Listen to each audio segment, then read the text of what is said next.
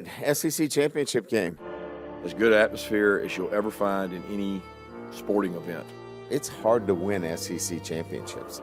You don't belittle those. You don't know what you have to go through to actually get here. Daniels for the win. Caught! It's good! LSU does it! LSU has gotten better consistently, and that's what you're always trying to do to win an SEC championship is ascend. Georgia's, again, proven themselves to be the best team and consistent. We don't have a margin for error. Having an opportunity to put a number on the wall that stays there forever. You know, it's an SEC championship. Those are hard to come by. This group has a lot of fight.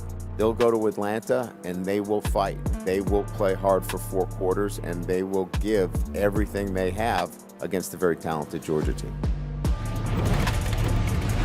Oh, what time is it? It's time for the SEC Championship Preview Show presented by T-Mobile. I'm Jason Fitz hanging out with my guy, Harry Douglas. And let me tell you, Harry, I'm just going to start here. I'm a T-Mobile customer. I love this. I love when my worlds come together because we're going to talk a little football and we're going to do it in a fun way, my friend, because it's the SEC Championship game. We got some guests, too. We got Peter Burns, Chris Doering, Spencer Hall, Richard Johnson, my guys, Brothers Osborne. We're going to bring in a little music flair, a little football flair. Are you ready?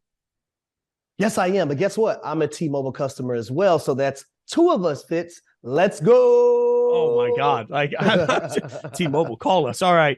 This game, we're going to get a bunch of expertise on it, but I want to start where everybody starts when you talk about football, and that's with quarterbacks, right? I don't remember, Harry, the last time I saw a defending national champion with an efficient quarterback on an undefeated team that we are not talking about. Like Stetson Bennett needs to get more love. Well, I agree with you. And the reason why he's not getting so much love because it isn't sexy. You know, nowadays in 2022, it's all about the glitz and glamour, you know, the throwing for over 3,900 yards and 30-plus touchdowns and a lot of things being flashy. So a lot of people don't talk about Stetson Bennett, but one thing I admire him about is that he's truly the mailman. He delivers, right? And I think this season, a lot of people isn't giving him credit for because of the simple fact that when you're the national champion, you're basically going to get everyone's A game week in and week out. You have a target on your back. Now, Georgia Bulldogs and Kirby Smart, they might not word it that way, but it's reality. Everyone is gunning for you week in and week out. So I actually love his progression as a quarterback from when he took over the job last year to winning the national championship. His approach this year, the first game of the year against the Oregon Ducks, he was phenomenal. Threw for over 330 yards and 2 touchdowns in that game. And we've seen how Oregon produced throughout the season before losing recently to the Oregon State Beavers. But I love what Stetson Bennett is as a quarterback. He's mentally ready. And think about this, though, Fitz. He can potentially win back-to-back national championships. And I brought this up to people, right? You think about the most famous Georgia Bulldog players of all time. Stetson Bennett is going to be in that category if he can pull off back-to-back national championship wins, and he may be the most famous Georgia Bulldog to not be famous. Does that make any sense? Oh yeah, 100%. No, you're right, Harry. Because like for me, it's not just the way that they've won games this year; it's the swagger. Like if you hang out with Harry Douglas, you know that like certain guys he came into the season with a new haircut. Come on, let's be serious. But you know, like there's this moment where you see what a national championship did. Like I'd make the argument last year, there were times Georgia was tight, like Kirby was tight, Stetson was tight, right? Yep. You go into the SEC championship game, you get blown out. And I was amazed. I was on a video shoot this summer and I was talking to some Alabama football players that were part of the video. And I was like, man, how long did it take you to get over that national championship loss? And they really seemed flippant about it. Like the guys I were talking to, they were all like, no big deal. We would have beat him if we were healthy. I think what they weren't factoring in, what a lot of people weren't factoring in is that when the one but is always, well, yeah, but you can't beat Saban. Yeah, but you can't win a national championship. When you go out and you win a natty and you beat Saban to do it, oh, now you're big man on campus. And when you're big man on campus, things just hit different. To me, like Stetson has come out this year and been so comfortable in his own skin that what we're seeing is just like a guy that's like, you know, I got this. Like nothing seems to phase Stetson Bennett. He's never too high. He's never too low. Kirby Smart seems like he's just riding on a little bit different plane. And in a world where suddenly we're asking real questions about Ryan Day and we're watching an Alabama team be absolutely undisciplined throughout the course of the year, the one steady has been like Georgia going to find a way to win. They're going to play efficient football. On the other side of this one, Jayden Daniels, LSU quarterback, this has been a little bit of Jayden giveth and Jayden taketh away. Like there have been times that we've seen really good from Jayden.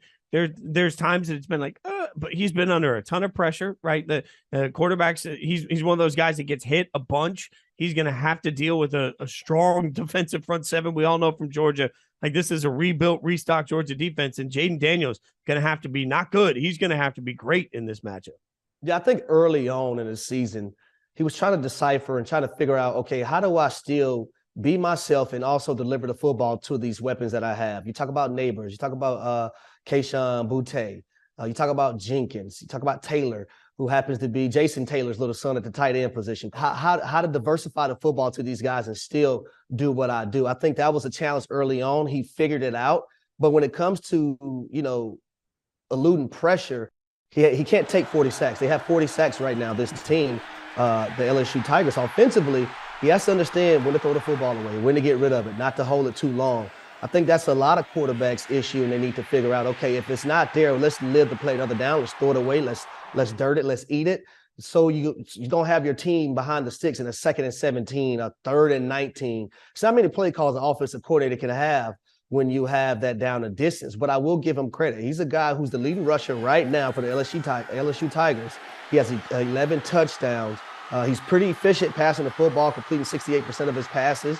And he does have some weapons to throw the football to. So I think he's been better the middle of the year, late in the year, diversifying the football. But I look at the Arkansas game in which they found a way to win that game, but he took 7 sacks. You can't take 7 sacks in a game like that because that was a nail biter. And then you look at the loss last week to Texas A&M, who they probably went in there saying, you know what, this Texas A&M, they haven't had a great year. They've had a down year, but Texas A&M put it to them.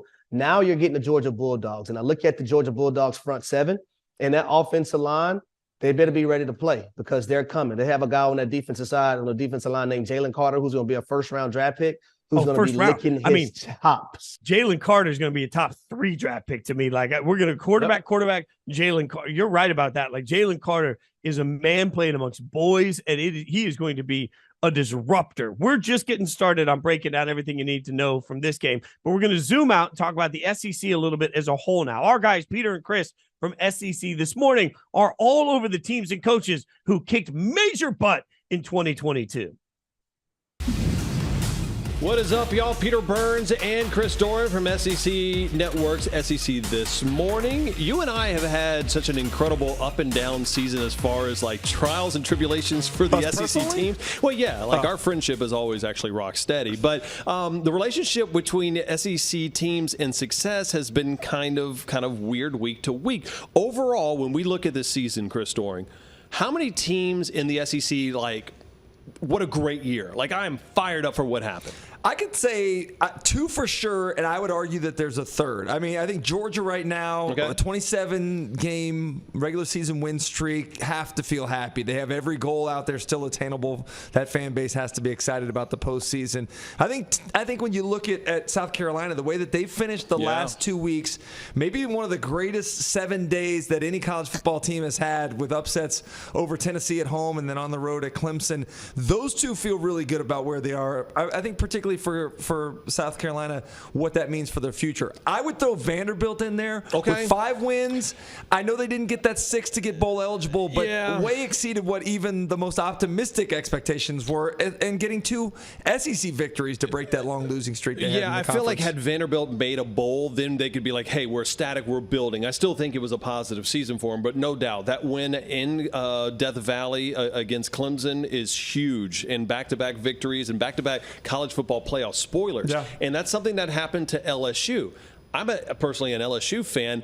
I'm surprisingly disappointed. And what I mean by that in the season for LSU is the fact of I can't believe that LSU went to the SEC championship surprisingly game. Disappointed. Like you're surprised that you had any disappointment because your expectation level wasn't very high. If you told me at the beginning of the year that LSU is going to be playing at Atlanta, I'm like, don't even play the rest of the season. I don't care how it plays out. I'm over the moon happy. Yet the way that they lost to A&M in the final game, ruining their college football playoff playoff chances, I'm kind of disappointed. I guess much like maybe Tennessee and what happened when they lost to South Carolina as well. You think Tennessee's in that category? Because I would say they're somewhere between the two. I think, getting 10 wins, I don't think anybody would have assumed in the second year of his tenure in Knoxville that Josh Heupel's squad would have won 10 games. Now, I do know that as you go on through a season, you expand your expectation level. They change. But for Tennessee, that's an amazing season that they've had. Okay, so is he SEC Coach of the Year? Because I think there's only 4 candidates you can look at, and I tweeted this at Peter Burns ESPN. Heupel, 10 wins in year 2. Brian Kelly taking the Tigers to Atlanta in year 1. How about Beamer? And then jokingly, I said Kirby loses 857 players and goes undefeated.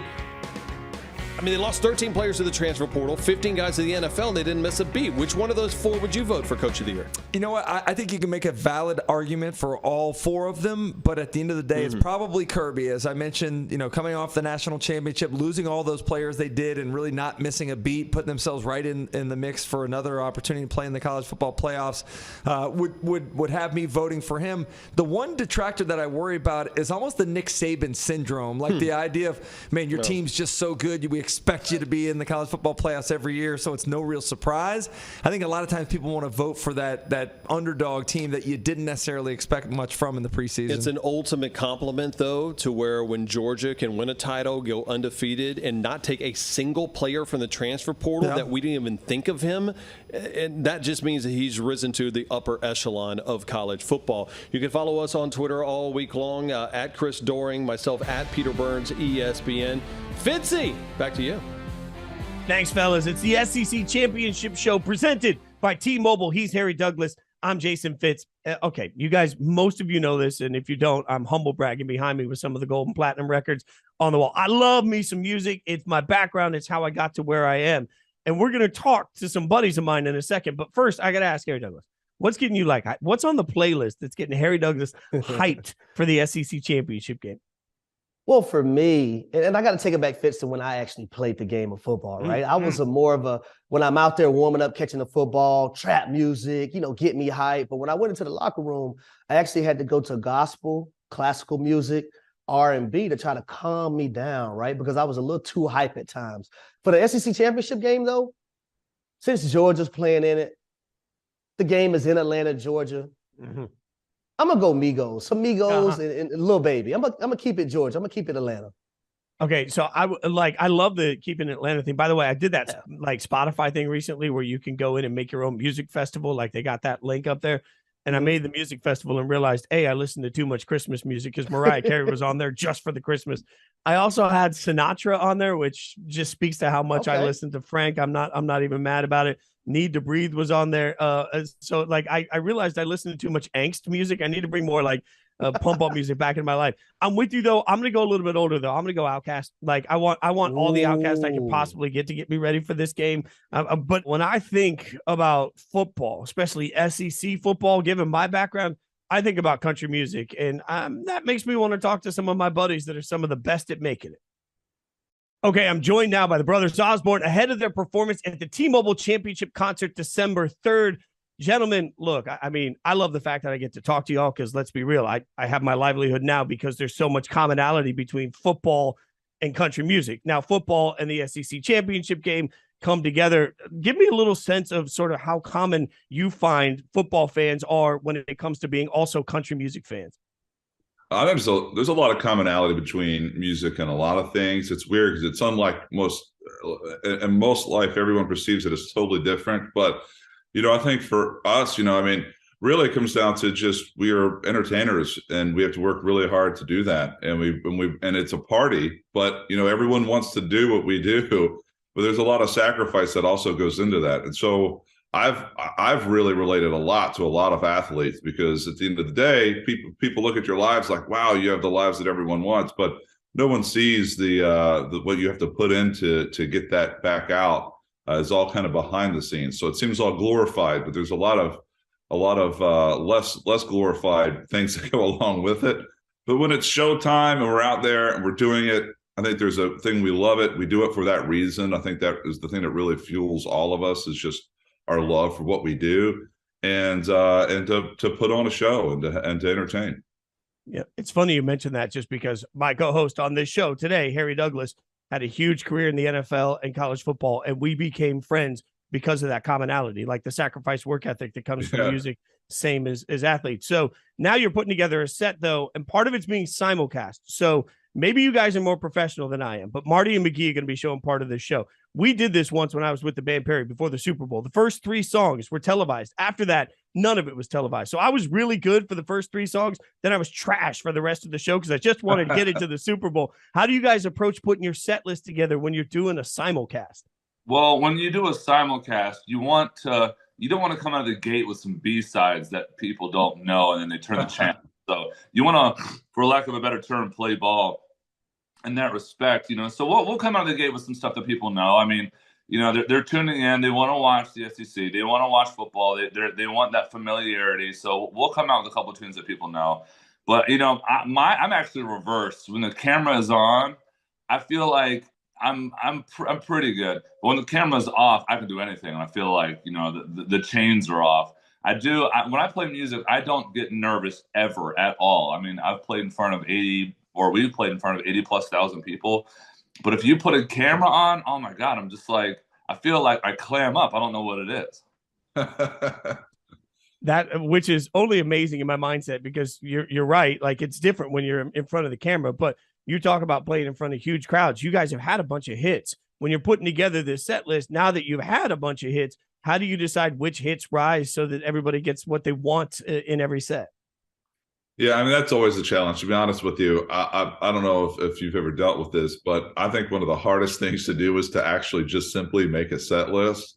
And just the way it flows, you obviously don't want to lose the crowd's attention. And then at a moment like this, right before the game, everyone's just going to want to party. So the nuance, the slow songs, I can't imagine anyone's going to want to hear any of that. So being able to come in with the party, bring the heat, and that's going to be a big part of it. So we can start off with a bang and end with one. When you lose a crowd's attention. I mean, the place goes ice cold so fast. It's wild. You could feel it. It's just tepid in that room. So you learn what works and what doesn't. But I don't think we're playing a super long set. I think we're doing the first 2 songs as a simulcast, and maybe like another 30 minutes or so. So we can just come out with all bangers. It'll be loud. I could promise you that. Do you have any loyalty because of friendships or anything to either LSU or Georgia? A friend of ours is a huge Alabama fan. He's Jacob Bryan. He's in a band called the Brummies, and they're awesome. They're from Birmingham. So we would always watch all the games because he's so enthusiastic. We don't come from the southeast. We come from more of the northeast. We're Maryland guys. So being able to watch SEC football is actually really fun to me because I don't really particularly have a dog in the fight. And so it allows me just to kind of enjoy the game, not get too emotionally attached. And so I love coming in. Like this game coming up here this weekend, for instance, we have a lot of Dogs fans that we're friends with. In fact, we're going to be going there with a crew of them. And so, of course, we're going to want to see Georgia pull through. It's in Atlanta. But LSU, for all the things they've gone through the past few years, it would be nice to see them pull it off too. So I really, honestly, I know no one loves a political answer in these types of things, and it's not even, but it's the honest to God truth. That's my favorite thing about not having a particular diehard relationship with any of these SEC football teams is that it doesn't really, at the end of the day, it doesn't matter to me. I always typically like an underdog. That's just my nature, which, is a recipe for perpetual heartbreak. But I think I just want to see a good game, truly. Yeah, I'm the same way. Like I love an underdog almost always. But if I had to put my money on it without the spread, I think the Dogs got this one. But again, we'll see. LSU is great. They're not. They're very familiar with being in championships and winning championships. But the Dogs are like that. They're like a force of nature this year and the past couple of years. Shameless plug for the Brummies, by the way. Incredible, and Jacob, an incredibly talented musician. Absolutely, they are. They actually really are incredible. Yeah. 100%. So I think we've sort of got your predictions for the game here. Before we get you out of here, for anybody that doesn't know your music, that's listening, that's going to go watch the SEC championship game, what's the one song that you would tell them, hey, go listen to this song while you get hyped, while you have a drink before the game. Like, this is it. Well, we're kicking the set off. I don't know if we're supposed to say this or not, or ruin any surprises, but mainly because it's being, it's broadcast, it's going live. We want everyone to see that doesn't know what we do, to see what that is. So I'll say tune in to the beginning of our set, and you'll see the song that we want you to see. Oh, that was that's when you know total professional. Check them out on Marty and McGee. Check them out throughout the course of the Saturday on SEC Championship game, and of course, stream them wherever you stream your music. Brothers Osborne, gentlemen, appreciate your time. Always good to see you. You can catch the Brothers Osborne performing for free at noon Eastern on December 3rd at SEC Fanfare in Atlanta, and it's simulcast live on Marty and McGee on SEC Network. No confirmation yet on if Cooter the Rooster will be there to hang out. Okay, everybody calm down. You don't get predictions from Harry and I yet. We'll do that soon. But first, we got to check in with Spencer and Richard from the set of Thinking Out Loud. Welcome to the SEC Championship Preview. I'm Richard Johnson. This is Spencer Hall. We're usually on your airwaves Monday nights, SEC Network for Thinking Out Loud. Yes, but right now, what we need to talk about is the only game in town. That would be the SEC Championship game. The town would be Atlanta. The teams would be LSU, them Tigers, versus the Georgia Bulldogs. Your town. My town, that is correct. The only place big enough to handle these two teams and the thunder they will inevitably bring. It's probably thunder mostly on Georgia's part, because that's a 17.5-point line indicating LSU coming in as a large underdog in this game. Richard, this is a matchup to me of two teams, one of which has been managed very well this season in getting to 9 wins, in getting to this game in year one of a new coach's tenure. And then the other team is a team that manages only to crush everything in its path so far this season. Georgia's been super impressive. I look for them to continue to be terrifying in most aspects of the game, even if they take a quarter or two off, which sometimes they do. Well, the thing is with Georgia, I think this year you're seeing a Dogs team winning in different ways. Last year it was crushing all comers one very specific way, one very, very impressive way, by the way.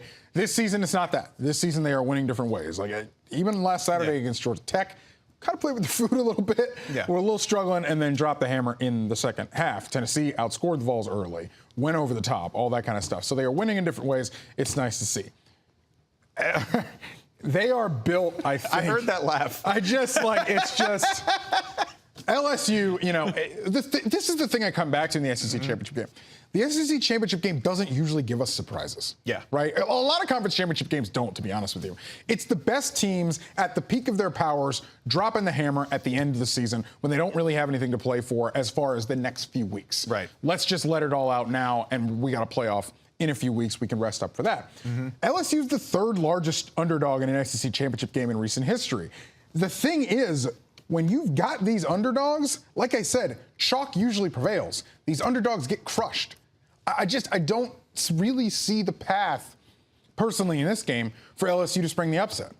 What I like most about both of these teams, they put players in a position to succeed. My favorite thing that good football coaches do, they get out of the way and they put talent in a good spot. When LSU does that, they win pretty solid games against people by giving Jayden Daniels clear options, by asking him not to do too much, move the chains, right? By taking Harold Perkins Jr., whatever position he is playing as a Harold Perkins Jr., and letting him succeed, not making it too hard on them. And when they do that, they win by, 14, 17 points sometimes.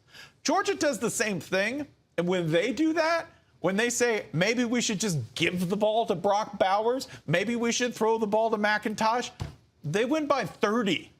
That's the difference here, is that it's the he's and hims over there, okay? Not the jerseys, not the coaches, not anything. Right now, that roster stacked to the gills and expertly managed and also enraged at all times. I don't know, man. They just play mean. Speaking of the coaches, how do Brian Kelly and Kirby Smart stack up? Well, combined, they're about, 11-7. So in terms of height. They stand on each other's shoulders. 11-7. I may be a little generous there, but you know what? Our short kings deserve love, too. In terms of how they stack up in terms of where they're at and what they're doing. Right now, Kirby is, I'm not going to mess up a good thing that I have built, right? didn't change quarterbacks, didn't even think about it, right? Had very little reason to, if we're being honest, right? Has trusted every single one of his decisions so far, and they've worked and turned what was originally Kirby can't win the big one into potentially 2 national championships in a row if they get through the playoff. That's extraordinary. It's at the end of a long process that Brian Kelly is just starting at LSU, and I think has a good start on organizationally there, and in terms of demonstrating proof of concept. What they do could work. Might take a couple of years. The patience is always the hard part at a place like LSU. I think with Brian Kelly, you've got a situation of a guy where we all sat all season and we talked about, fit is not going to fit, all that kind of stuff. Fit doesn't matter. Win ball games. Win ball games.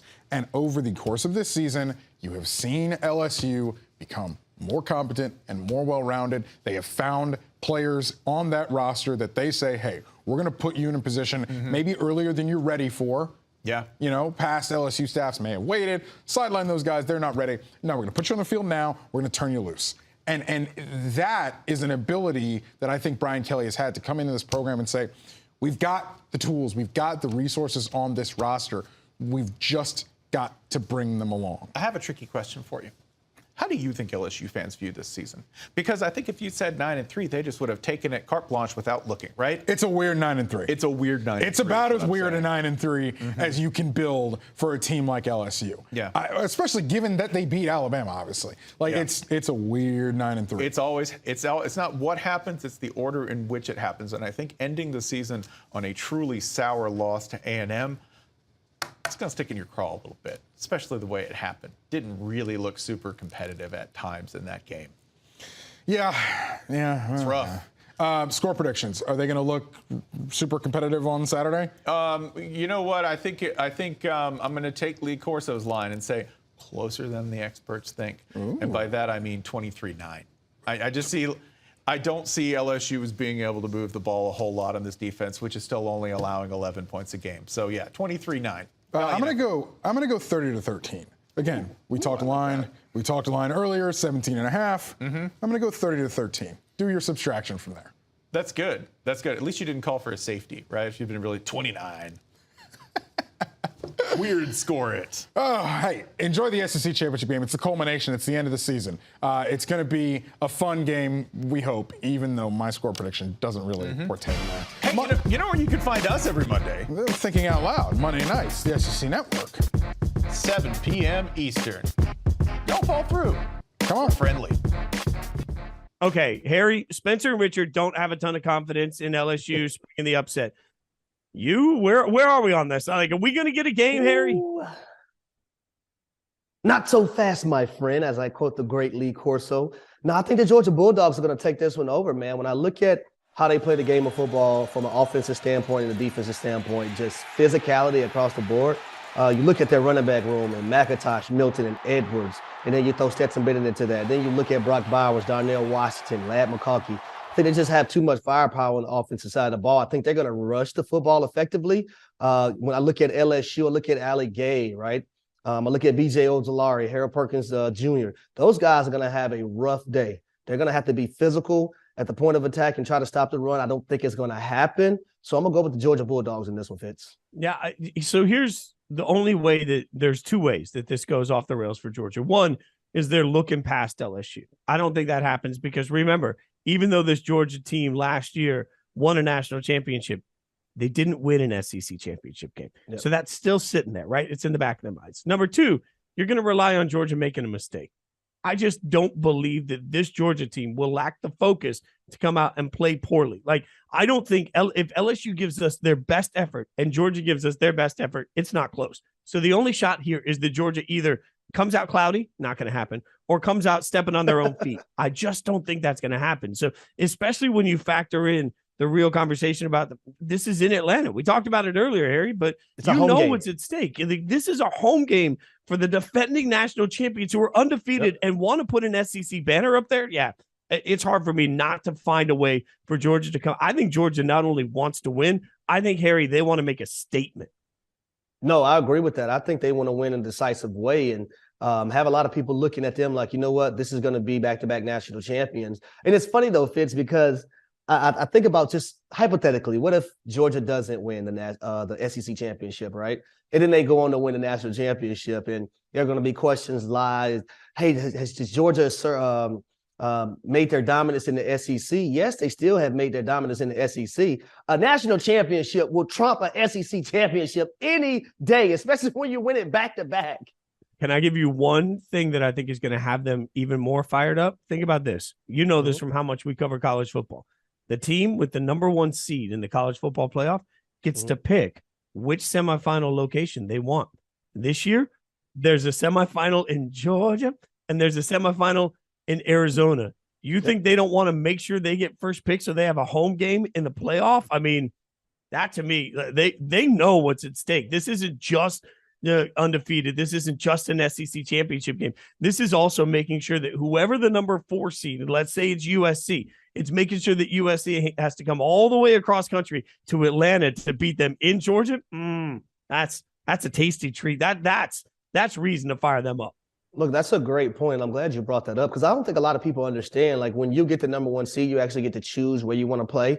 And one of those semifinal games that you mentioned is right here in Atlanta, Georgia, where I live. So I know a lot of Georgia fans and Kirby Smart, the president of the university. All those guys want to be right here at home at Mercedes-Benz Stadium playing not once in the SEC championship game, but twice in the college football playoff semifinals as well. I always know I'm right here at home when I'm hanging out with my guy, Harry Douglas. Harry, we should do this more often. We appreciate you guys hanging out. Get ready for the SEC championship game. It is going to be wild. For Harry Douglas, I'm Jason Fitz. Thanks for tuning in to the SEC championship preview show presented by T-Mobile. God, I love T-Mobile.